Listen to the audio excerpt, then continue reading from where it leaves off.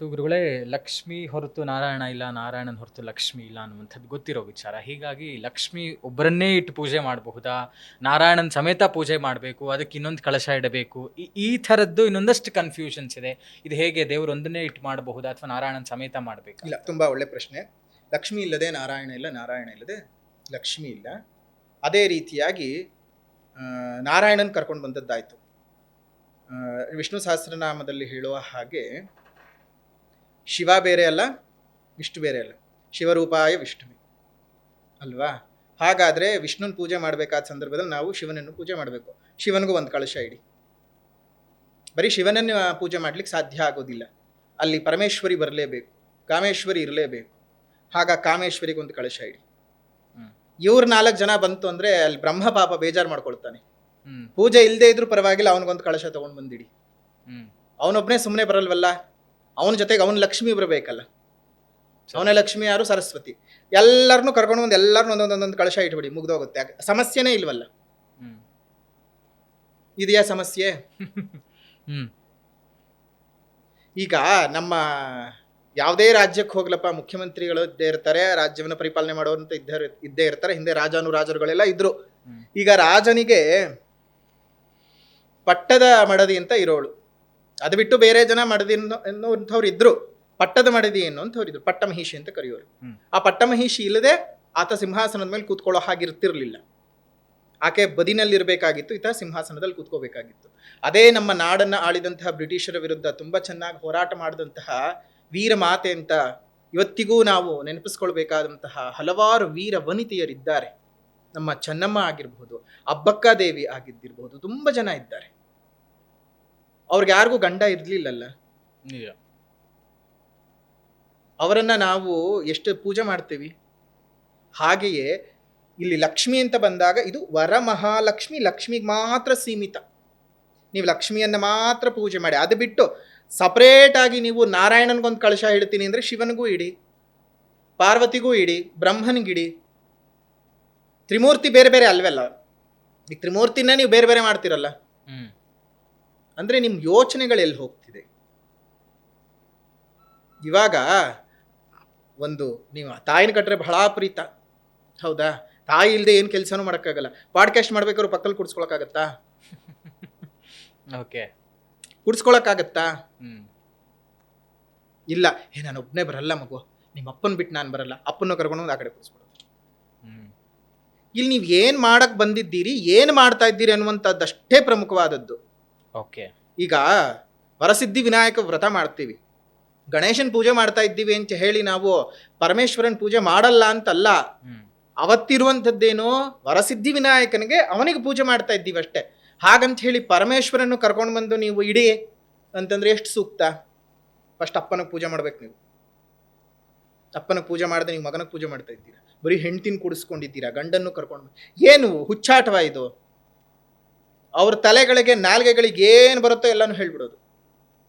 ಅದೆಲ್ಲ ಹೋಗೋದು ಹೊರತು ನಮ್ಮ ಸಮಾಜವು ಉದ್ಧಾರ ಆಗಲ್ಲ. ಅದಕ್ಕೆ ಹೇಳೋದು, ಬೇರೆ ಧರ್ಮದವರು ನಮ್ಮ ಮೇಲೆ ದಾಳಿ ಮಾಡೋದಕ್ಕೆ ಕಾರಣ ಏನು ಅಂದ್ರೆ ಈ ಮನಸ್ಥಿತಿಗಳೇ, ಈ ಥರದ ಮನಸ್ಥಿತಿಗಳು.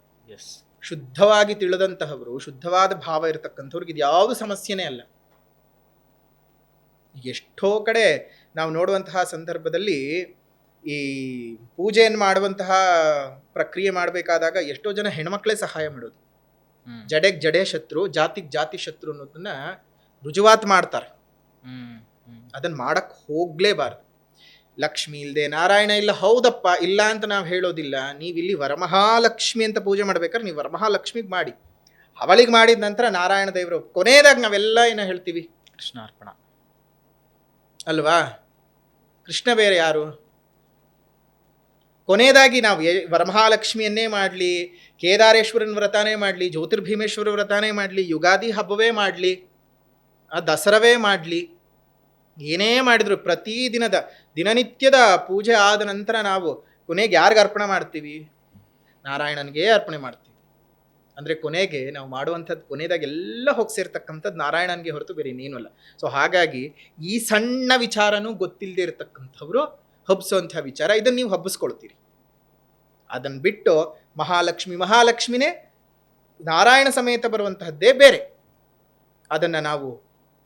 ದೀಪಾವಳಿ ಅಮಾವಾಸ್ಯೆಯಲ್ಲಿ ಮಾಡ್ಕೊಳ್ತೀವಿ.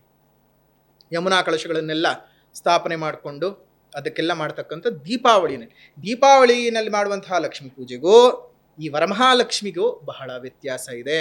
ಅದನ್ನು ಅರ್ಥ ಮಾಡಿಕೊಂಡು ಇರೋದನ್ನು ಮಾಡ್ಕೊಂಡು ಹೋಗಿ, ಇಲ್ದಿರೋದನ್ನೆಲ್ಲ ಒಂಬೆಲ್ಲ ಇಲ್ದಿರೋ ಒಂಬೆಲ್ಲ ತೊಗೊಂಡು ಬಂದು ತಲೆ ಮೇಲೆ ಹಾಕ್ಕೊಂಡು ಜೀವನ ಮಾಡೋದಲ್ಲ. ತುಂಬ ಕ್ಲಿಯರ್ ಆಗಿ, ತುಂಬ ಸ್ಪಷ್ಟವಾಗಿ, ಸ್ಫುಟವಾಗಿ, ತುಂಬ ದೀರ್ಘವಾಗಿ ಏನು ಮಾಡಬೇಕು, ಏನು ಮಾಡಬಾರ್ದು ಅನ್ನುವಂಥದ್ದನ್ನೆಲ್ಲ ಹೇಳಿಕೊಟ್ಟಿದ್ದೀವಿ. ಇದನ್ನು ಅದೇ ರೀತಿಯಾಗಿ ನೀವು ಫಾಲೋ ಮಾಡ್ತಾ ಹೋಗ್ಬೇಕು ಅಷ್ಟೇ. ಅವ್ರು ಯಾರೋ ಏನೋ ಹೇಳಿದರು, ಇವ್ರು ಯಾರೋ ಏನೋ ಹೇಳಿದರು, ಅವ್ರು ನಮ್ಮ ಪಕ್ಕದ ಮನೆಯಲ್ಲಿ ಇದೇ ಸಮಸ್ಯೆ, ನಮ್ಮ ಹೆಣ್ಮಕ್ಳದ್ದು ಪಕ್ಕದ ಮನೆಯವ್ರದ್ದೇ ಸಮಸ್ಯೆ. ನೀವು ನಿಮ್ಮ ಜೀವನ ಬದುಕಿ ಸರಿಯಾ?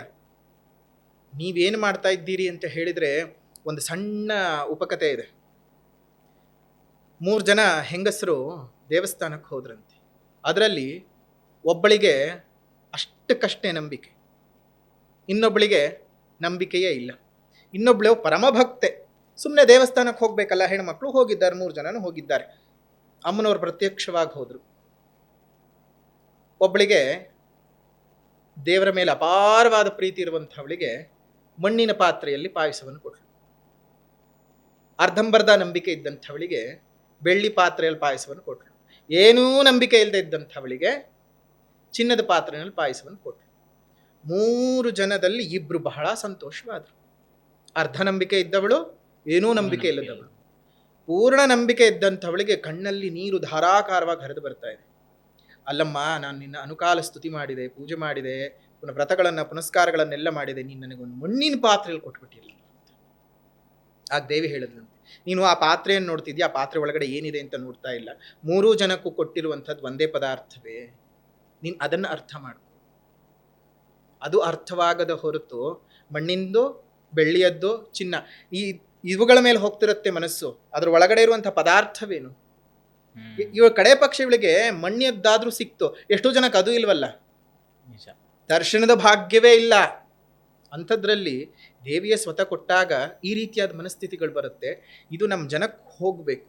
ಇದು ಸುಲಭವಾಗಿ ಹೋಗುವಂಥದ್ದಲ್ಲ, ದೀರ್ಘಕಾಲದಲ್ಲಿ ಇದೇ ರೀತಿ ಹೇಳ್ತಾ ಹೇಳ್ತಾ ಹೇಳ್ತಾ ಹೇಳ್ತಾ ಹೇಳ್ತಾ ಹೋಗ್ತಿದ್ರೆ ಆ ಜಿಡ್ಡುಗಟ್ಟಿರುವಂತಹ ಮನಸ್ಥಿತಿಗೆ ಎಲ್ಲ ಸೋಪು ಸರ್ಪು ಎಲ್ಲ ಹಾಕಿ ತಿಕ್ಕಿ ತಿಕ್ಕಿ ಬಿಸಿನೀರನ್ನು ಹಾಕಿ ಉಜ್ಜಿ ಉಜ್ಜಿ ಉಜ್ಜಿ ಕೂಡಿಸದೆ ಎಷ್ಟೋ ವರ್ಷಗಳಾದ್ಮೇಲೆ ಹೋಗಬಹುದು.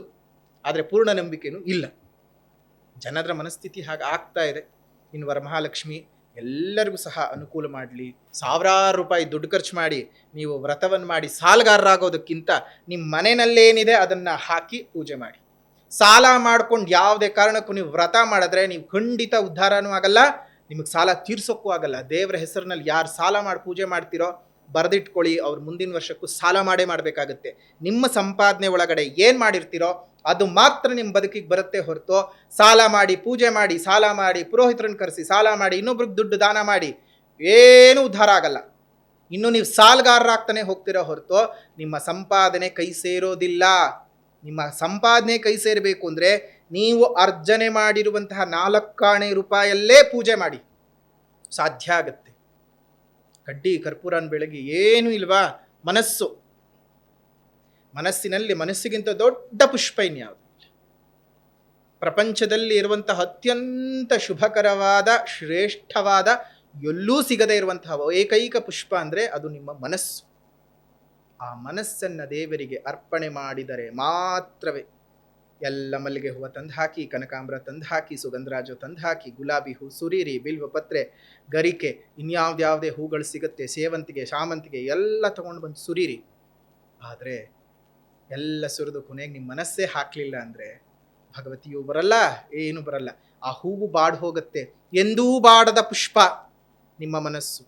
ಎಂದೂ ಸಹ ವಾಸನೆ ಹೋಗದೇ ಇರತಕ್ಕಂತಹ ಪುಷ್ಪ ನಿಮ್ಮ ಮನಸ್ಸು. ಯಾವತ್ತಿಗೂ ಸಹ ಅರಳಿ ಒಣಗದೇ ಇರತಕ್ಕಂತಹ ಪುಷ್ಪ ನಿಮ್ಮ ಮನಸ್ಸು. ಅದನ್ನು ಮಹಾಲಕ್ಷ್ಮಿಗೆ ಅರ್ಪಣೆ ಮಾಡಿ. ಅದು ಮಾತ್ರವೇ ನಿಮ್ಮ ಬದುಕನ್ನು ಬದಲಾವಣೆ ಮಾಡೋದಕ್ಕೆ ಸಾಧ್ಯವೇ ಹೊರತು ಮಾರುಕಟ್ಟೆನಲ್ಲಿ ಸಿಗುವಂತಹ ಮಾರಿನ ಹೂವಿಂದ ನಿಮ್ಮ ಬದುಕು ಅಥವಾ ವರಮಹಾಲಕ್ಷ್ಮಿಯನ್ನು ಒಪ್ಪಿಸ್ತೀನಿ ಅಂದರೆ ಸಾಧ್ಯನೇ ಇಲ್ಲ. ಬರೆದಿಟ್ಕೊಂಬಿಡಿ.